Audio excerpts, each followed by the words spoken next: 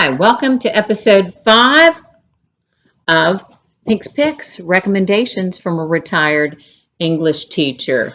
Today's title, or coronavirus read, is Crazy Rich Asians by Kevin Kwan.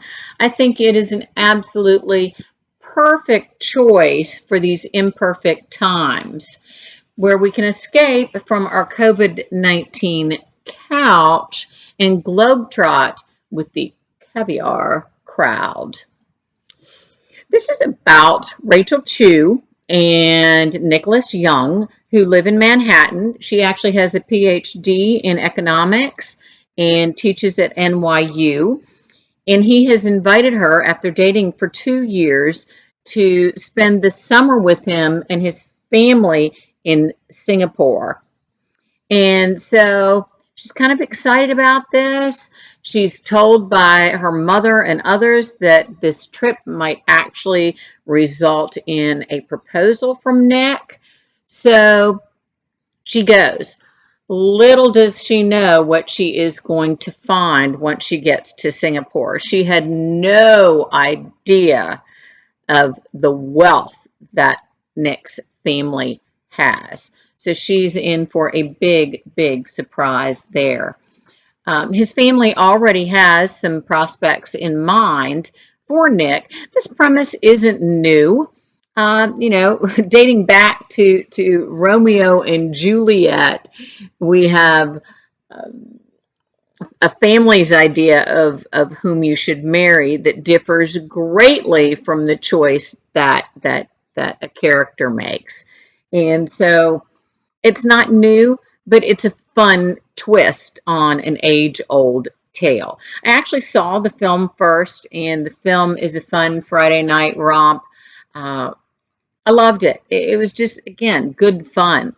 Awkwafina is fabulous, as several of the others are in the film as well. So why would I be interested in reading a book when I've already watched the film? Well, I've done this a number of times. In this case, the book was a title for a book club, one of the books clubs that I belong to, that I feel so blessed to be a part of. And so I bought the book. This is not the first time that I have actually seen the film first and then read the book. Often it's the other way around.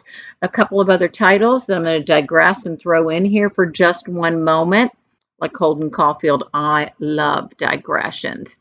Not big ones, but little ones are always entertaining. So I watched the film first and then read the book Winter's Bone, written by Daniel Woodrell. I think I'm pronouncing that correctly. And I enjoyed that tremendously. And it has a young Jennifer Lawrence in the film, but the book is fabulous. Another that I watched the film first and then read the book that was fabulous as well is The Descendants, and that is by Kaui, Hart, Hemmings. So, whatever way you do it, if it gets you to read or then critique the film versus the book or vice versa, I think that's just absolutely fabulous. I loved this book, and for reading it exactly for what it is, a fun romp, a beach read, an airport read, whatever you want to call it, I would absolutely give this book an A. What did I like about it? Oh, gosh, all sorts of things. I liked the structure. The story is told in 3 parts that are referred to as 3 books. And with that, there is an epigraph at the beginning of each book. I liked that. It's 527 pages. I also liked that in the beginning of this particular piece, and this is a book that it behooves you to read it, the book itself instead of an ebook, because apparently the family tree, which you absolutely will need to access, is not as easy to get back and forth to when you need it in the ebook. So I would highly recommend the physical copy. It is long, yes, at the 527 pages, but well worth the fun read. I loved the footnotes. There are footnotes. Some are short, some are longer, like this one. There are a few that are even longer than what I'm showing you right now.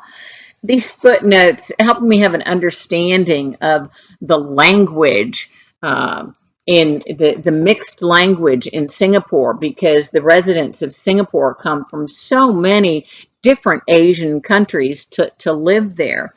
I loved learning about the designers. That was just fun. I loved learning about the history of Singapore, the economics of Singapore. Uh, and apparently there are 122 billionaires who are Chinese right now, or at least at the writing of this book or the publication of it. Uh, so very, very fun. I would suggest that if you're interested in any of the backstory from Kevin Kwan, the author, what is really short and sweet is the Vanity Fair interview. He was asked if his relatives who inspired this satire um, are as crazy rich as his fictional characters, and he said that actually he toned down the decadence to make the story believable.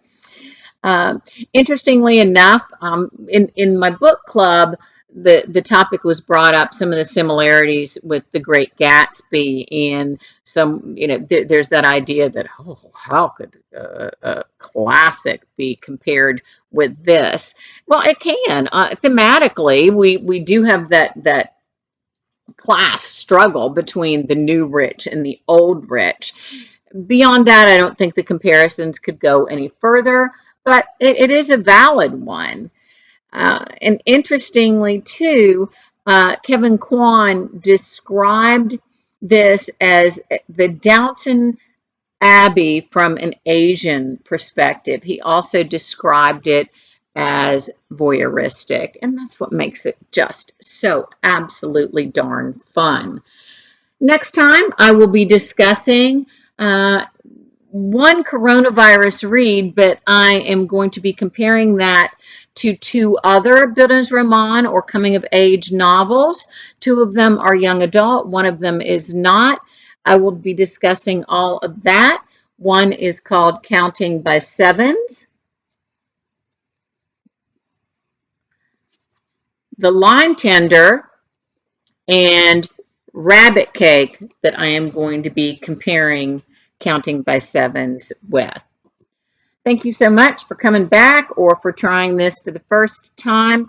As we continue to stay at home or things are slowly opening up, whatever your specific case may be, stay healthy and happy and do your homework.